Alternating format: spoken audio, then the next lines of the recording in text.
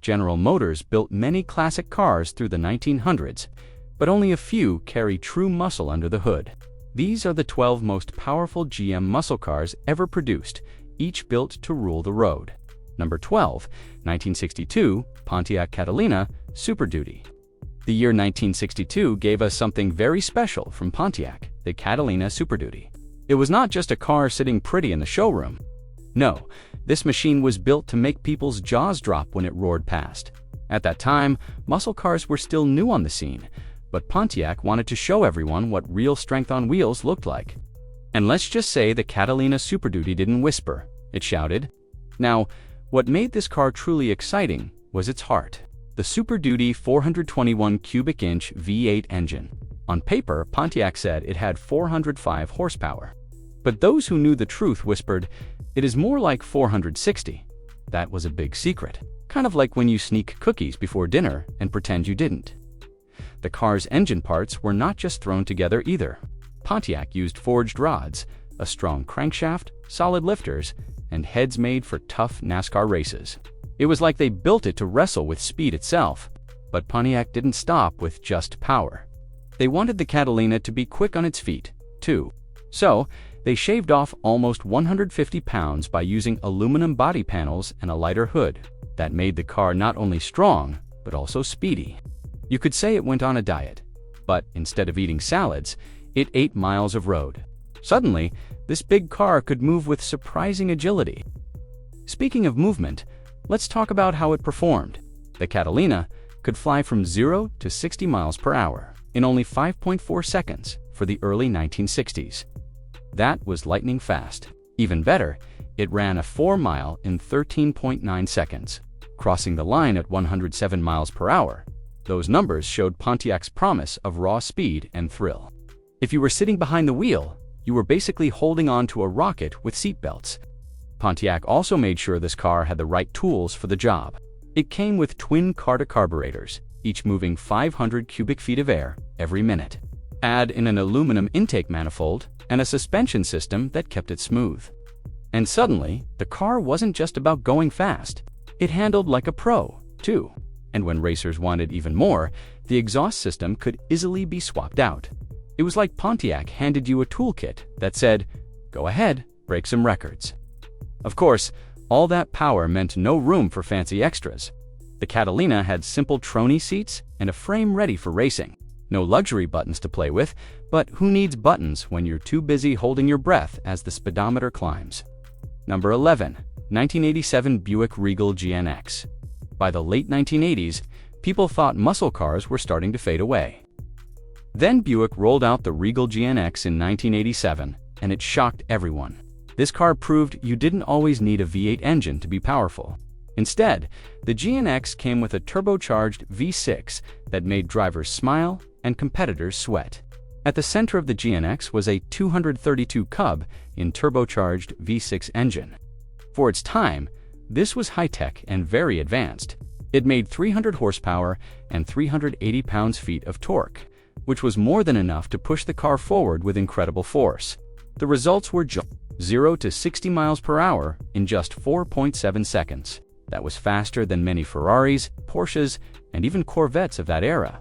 The top speed reached 124 miles per hour, which was more than enough to leave other cars staring at its taillights. But the GNX didn't stop with straight-line speed.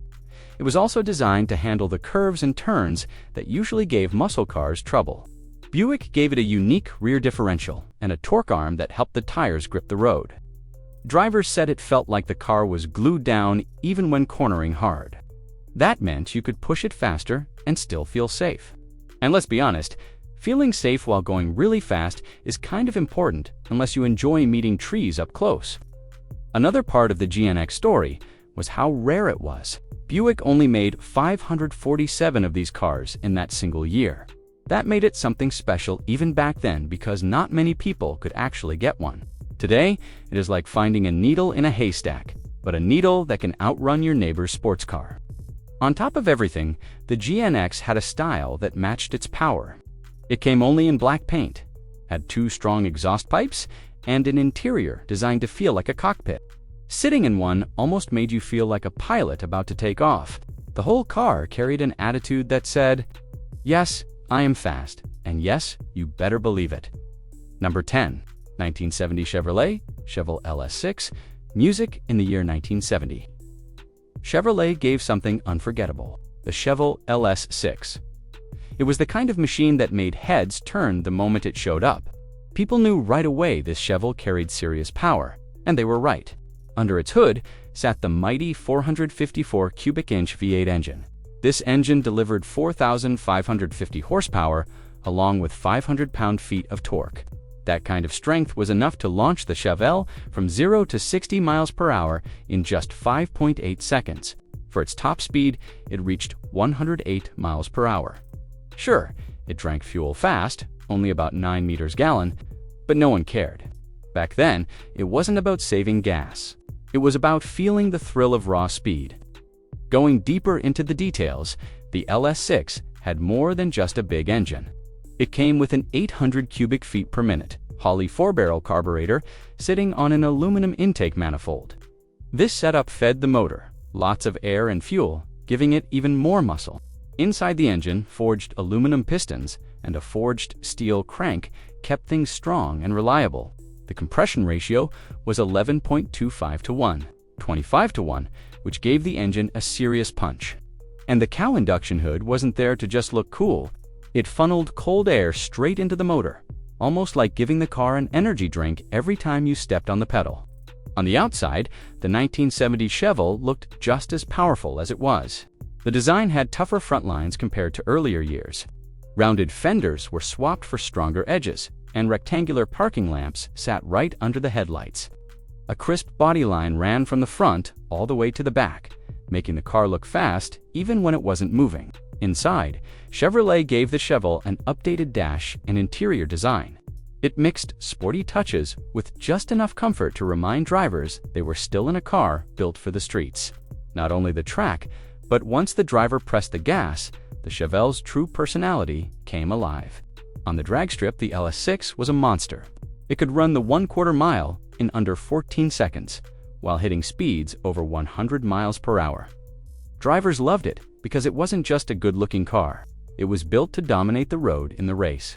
Number 9. 1970 Plymouth Cuda, 440 plus 6. Applause in 1970, Plymouth made sure nobody could ignore this masterpiece.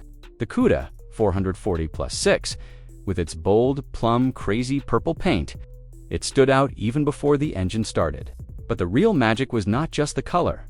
The Cuda had the power and the performance to back up all that attention. At its heart was a 440 cubic inch V8 engine paired with a 6-pack carburetor system. That setup gave the car 390 horsepower, which was more than enough to shake the ground. The Cuda also came with a 4-speed manual transmission and the famous pistol grip shifter. Drivers loved it because grabbing that shifter made you feel like you were about to launch a rocket. But Plymouth gave choices too. That year, the Cuda lineup offered other engines, like the 383 cubic inch V8 and even the mighty 426 Hemi. Still, the 440 plus 6-pack struck the sweet spot between massive power and serious fun. The car sat on a 106-inch wheelbase and weighed about 3,100 pounds. That balance meant it didn't just go fast in a straight line. It handled turns with confidence. Now, when we talk about special, the Cuda earns that word. Out of 48,800 Barracudas made in 1970, only 548 were convertibles. That made this version rare, the kind of car you might never see twice in a lifetime.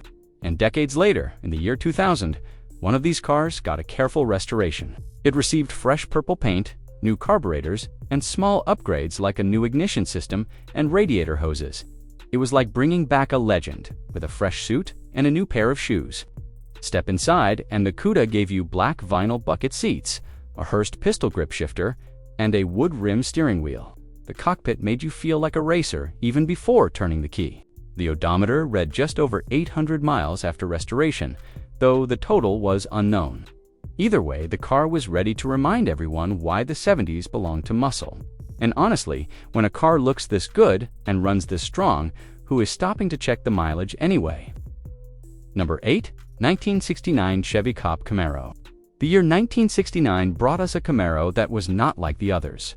Chevy was already known for building fast cars, but they wanted something even stronger. Thanks to a clever trick called the Central Office Production Order, or COP, dealers found a way to sneak a massive engine into the smaller and lighter Camaro. It was like putting a heavyweight boxer inside the body of a sprinter. At the center of this car's power was the 427 cubic inch big block V8 engine. On paper, it was rated at 425 horsepower, but everyone knew it felt even stronger than that.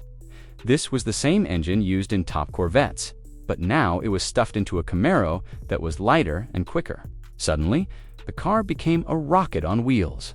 You could almost hear the tires begging for mercy every time the driver pressed the gas pedal. The COPO Camaro actually came in two versions that year.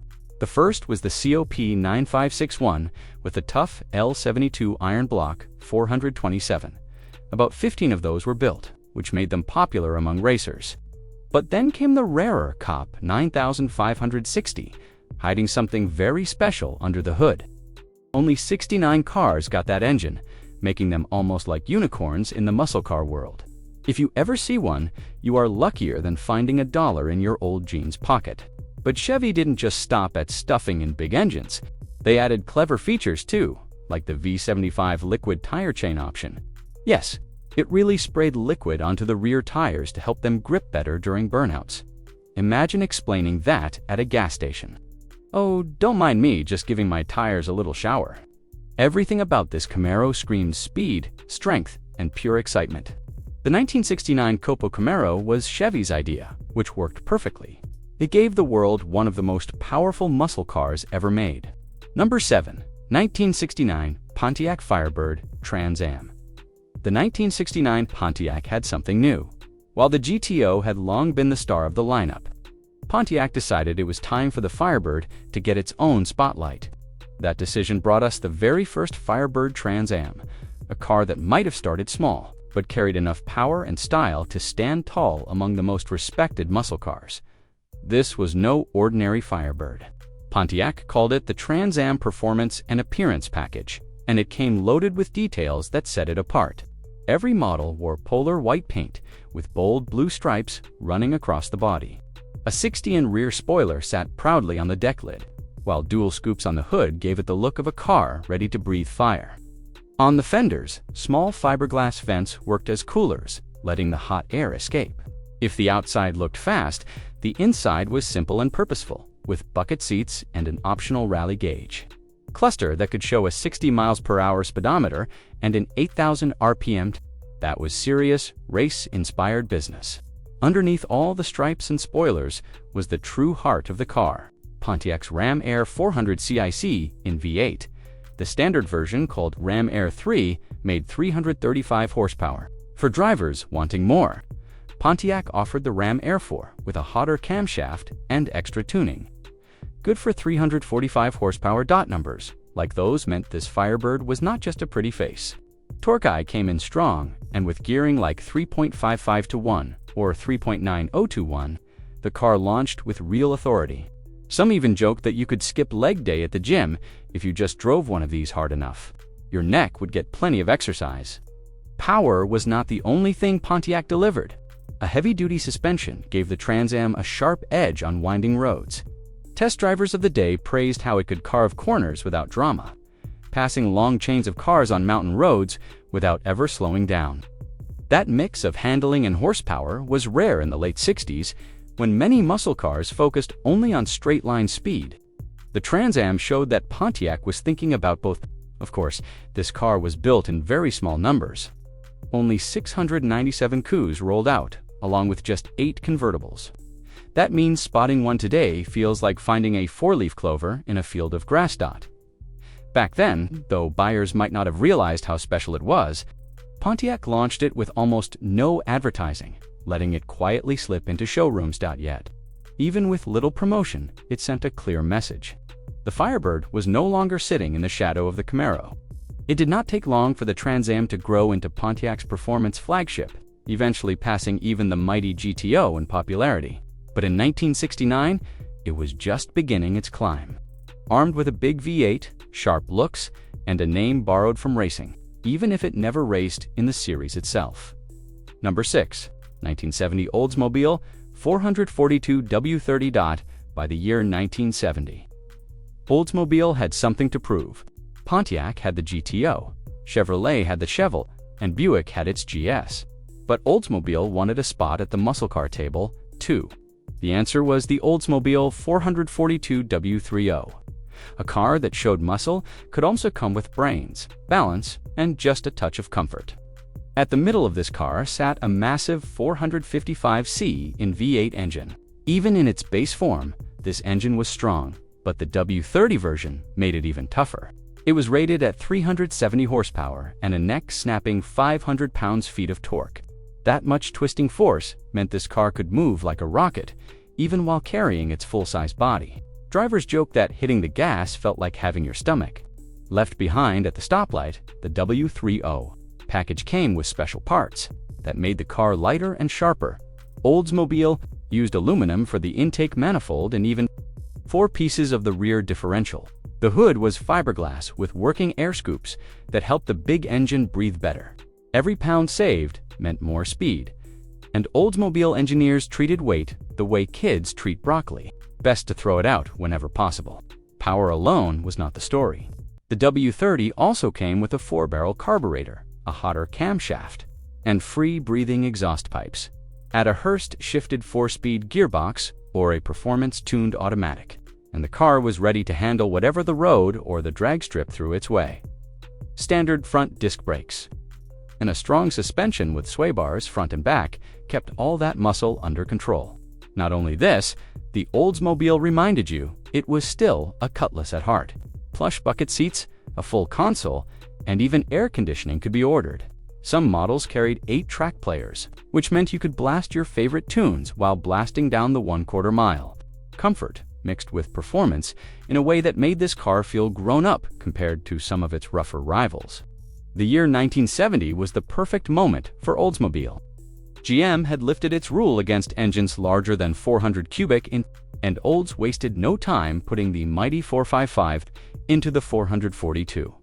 The W30 was the best version of all, proving Oldsmobile was ready to compete with the strongest muscle cars of its era. Number 5. 1996 Chevrolet Impala SS. By the mid-1990s, Chevrolet brought serious power.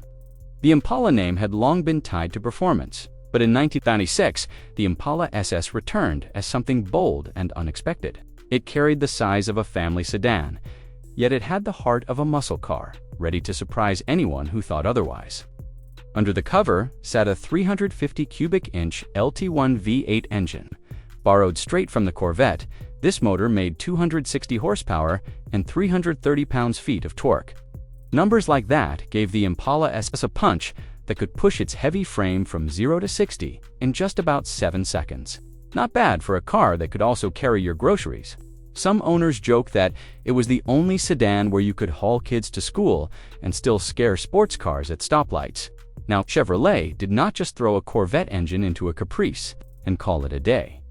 They tuned the suspension to be lower and stiffer, which meant it handled better than the regular Capri. Bigger brakes came standard, and the car rolled on wide tires that gripped the road tightly. It felt less like a floating couch and more like a muscle car in a tuxedo. Serious power, but still dressed for business. On top of that, the Impala SS also shared DNA with Chevrolet's police package. Caprice, the 9C1, that meant tougher shocks, stronger springs, and a cooling system designed to handle high-speed chases. So yes, buying one was a little like owning your very own undercover cop car, minus the flashing lights, of course. Additionally, inside things kept their balance of comfort and performance. Bucket seats hugged the driver while an SS logo sat proudly on the seats and the dashboard. The steering wheel carried a tiny bow tie badge, but everywhere else, the running Impala logo reminded you this was no ordinary sedan. It had enough space for the family, but the soul of the car begged to be driven hard. And while the regular Impala SS was plenty quick, tuners like Callaway went even further. Their supernatural SS package bumped horsepower over 400, added huge Brembo brakes, and turned the already strong sedan into a true street stormer. Suddenly, this full-size Chevy was cutting for miles in 14 seconds flat. That was enough to make even lightweight sports cars nervous when they pulled up next to it. Number 4, 1966, Chevelle LS6. When the year 1966 rolled in, Chevrolet brought out a Chevelle that carried both muscle and style. The L78 version made people stop and stare. The kind of car that let everyone know the driver had something powerful under the hood. The heart of this Chevelle was the big 396 cubic inch V8 engine. Officially, it gave 375 horsepower and 415 pounds-feet of torque. In simple words, that meant the car could push hard and keep going strong. This kind of strength launched the Chevelle from 0 to 60 miles per hour in only 6.5 seconds. For the 1960s, that was very fast. Its top speed was around 120 miles per hour, which probably made drivers feel like superheroes. Sure, it got about 12 meters per gallon, but back then, nobody was worried about gas. Fun mattered more than fuel bills. Moving forward to the outside, Chevrolet gave this car a brand new look for the year. The body sat lower and wider, which gave it an aggressive stance. The blacked-out grille and 4 headlight setup made it look serious, while the fake hood intakes added extra attitude. At the back, the flying buttress rear window gave it a modern touch.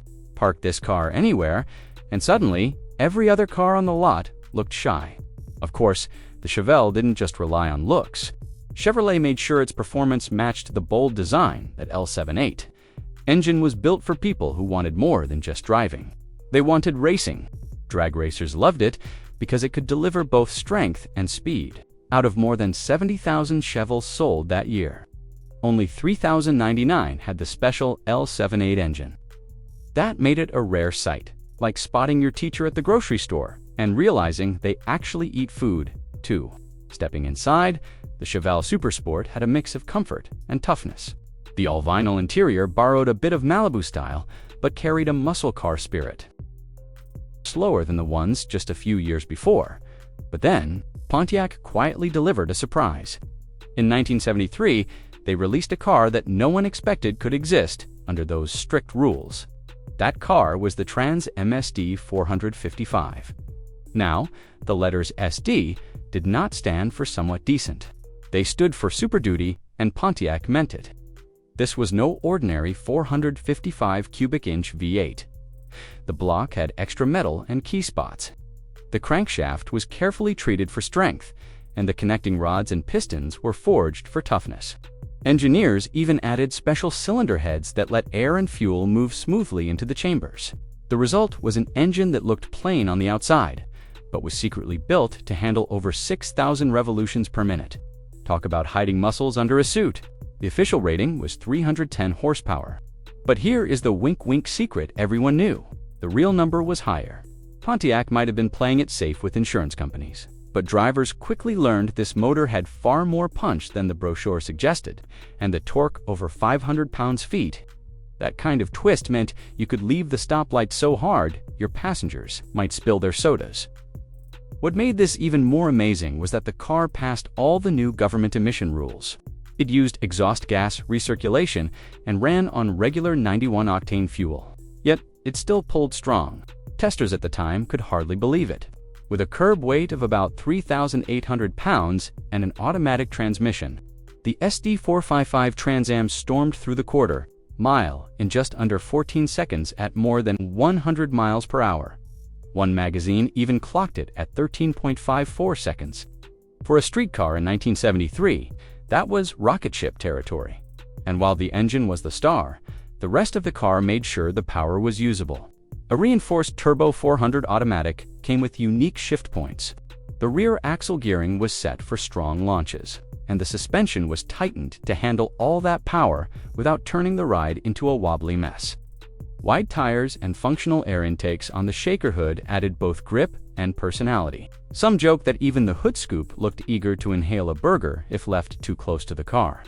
Visually, the Trans Am was pure muscle. The 1973 version wore bold graphics, a deep front chin spoiler, and a massive rear wing. Most were finished in Buccaneer red, giving it a fiery look that matched its fiery engine. Step inside, and you've got a sporty cockpit with round gauges. bucket seats, and that famous Pontiac feel where you knew the car wanted to go fast even before the key was turned.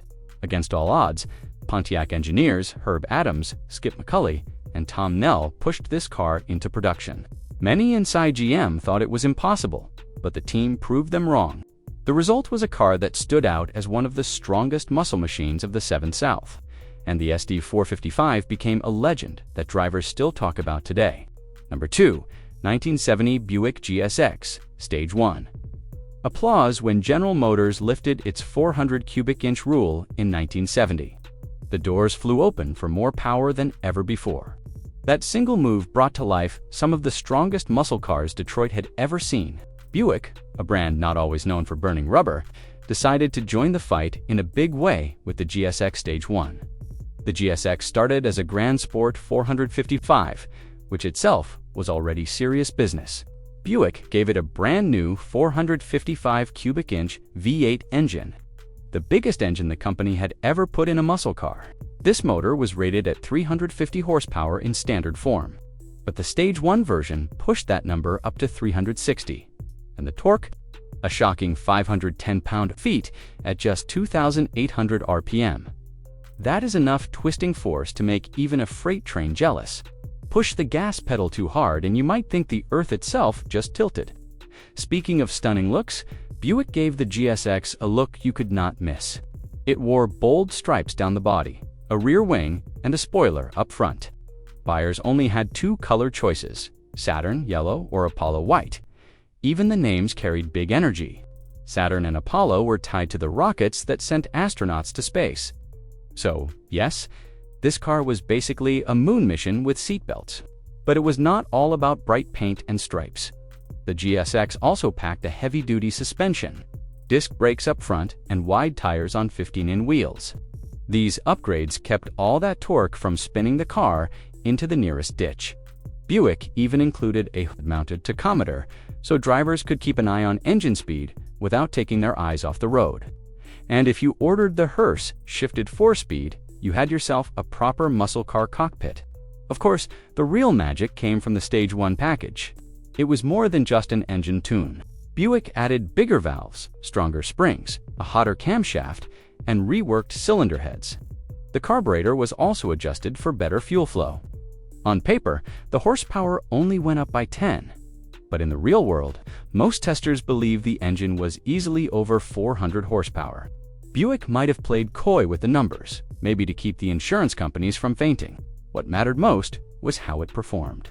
Motor. Trent tested a GSX Stage 1 and ran the 4-mile in just over 13 seconds, at more than 105 miles per hour. That was enough for the magazine to call it the quickest American production car they had ever tested. Other reviewers landed in the high 13-second range, but either way, this Buick proved it was no slowpoke. Out of 687 GSX models built in 1970, only 400 came with the Stage 1 upgrade. That made it rarer than many of its rivals and even more respected. Drivers often nicknamed it the Hemi Killer because it could hold its own against Chrysler's mighty 426 Hemi cars, and yes, it also had air conditioning, something most muscle cars could not manage. Who says you cannot outrun everyone else and stay cool while doing it? Number 1, 1965 Pontiac GTO. By the middle of the 1960s, car fans had a new word stuck in their minds: escalation. It meant things were getting bigger, stronger, and faster. For Pontiac, escalation had only one shape: the GTO. After the success of the 1964 model, the company decided to raise the bar in 1965, giving muscle car fans even more of what they wanted: power, style, and attitude. The 1965 GTO carried Pontiac's famous 389 cubic in V8 engine. This was no small talk. It came standard with 335 horsepower and a 10.75-to-1 compression ratio. Drivers who wanted more could choose the Tri-Power setup, which used 3 two-barrel carburetors. That version gave a mighty 360 horsepower for a mid-60s car. This was like strapping a rocket under the hood. If you pressed the gas pedal too hard, your hair might have needed its own seatbelt. Now, Pontiac didn't just stop at giving the GTO raw power. They made smart changes inside the engine. The cylinder heads were reshaped, to let air and fuel flow better, and the intake runners were tuned for stronger performance. Put all that together, and you had a motor that didn't just roar dot, it sang like a choir, only much louder and with more smoke from the tires. On the outside, the 1965 GTO stood tall with a sharper and cleaner look compared to the year before. Pontiac stacked the headlights vertically instead of horizontally, wrapped the taillights into the quarter panels, and gave the grille a blacked-out style. The hood had a single scoop in the middle, a clear reminder that this car wasn't built to sit quietly in a driveway. Even standing still, it looked ready to pick a fight with anything at the stoplight. Stepping inside, Pontiac gave buyers bucket seats covered in Moroid vinyl. And if you had some extra change, you could add a rally gauge cluster with an 8,000 RPM tach, oil pressure, and water temperature gauges. The steering wheel could be upgraded and the long console between the seats made shifting even more fun. The door panels proudly showed the words GTO 396 Kick. So no one riding shotgun would forget what kind of car they were in. But power is no fun without control, right?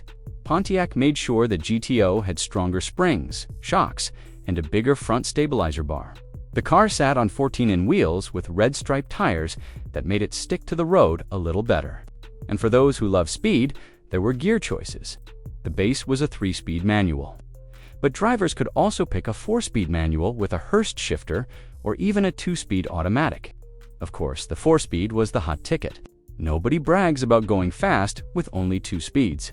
To make things even better, Pontiac offered the Fresh Air package late in the year. This was basically a ram air system with a special hood scoop that fed cooler air into the engine. Officially, Pontiac still rated the tri-power engine at 360 horsepower. But everyone knew the numbers were a little shy of the truth. When the 1965 GTO hit the streets, it was Pontiac's way of saying, "Let's see if you can catch me." Asterisk, thank you so much for watching all the way to the end. If you enjoyed this deep dive, please smash that like button. Share your thoughts in the comments below. And don't forget to subscribe and turn on notifications so you'll never miss a future update.